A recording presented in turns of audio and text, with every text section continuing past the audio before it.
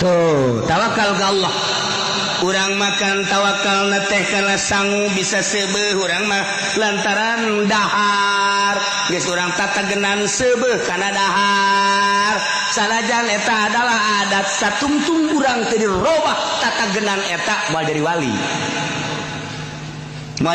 moal eta kudu dirobah ku urang khariqun lil adat urang teh kudu ngabedah adat tu tata dina mun teh mah teu dahar lapar wari mah dirobah ku urang ulah dahar hayang coba lamun urang terus beda dahar bae dahar mal jadi wali mah penting urang teh ieu teh mun teh hees waduh bahaya sebab ieu jadi adat kebiasaan urang teh kudu sare lamun teh sare 8 jam cak dokter mah 8 jam sampai sapeting teh tuh be aku ngees bae tah mah tuh dikira maca sholawat teh mah ngees deui.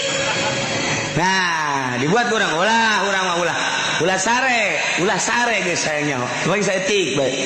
Kok bisa kok situ kebel-kebel dirobah adat teh nu biasa sare teh henteu, nu biasa sare ulah, nu biasa sare henteu. Nah eta teh sebab naon dirobah kitu mah hese katawakkalan urangna ka Allah Gusti. Ja Gusti teh nyieun seubeuh teh sabab sangu.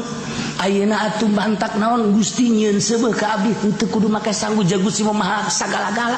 Cak Allah teh atuh aing ge bisa atuh siana ninggalkeun dahar heulanan ieu mah duk ngaji bae nimbal. Hampura tuh Gusti. Orang salakalkan komunikasi teh jeung Allah teh. Jana aing mah kan nuturkeun sia cak Allah. Aing maha kawasa, tapi aing nuturkeun sia kan bab ikhtiarna kan aing mere ka sia. Kan di sia. Kege Allah ikhtiar sia. Nah, urang komunikasi sakan jeung Allah. Mulai ku urang lalaunan dileungitkeun adat dahar.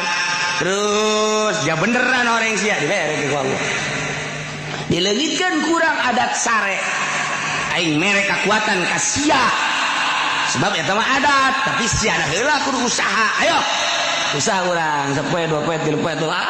Bener-bener urang geus muringis kabelah dieuna set jaba beneran sia didelekeun ku Allah teh sebulan 2 bulan 3 bulan bener dibere kuat teu sare ge kuat.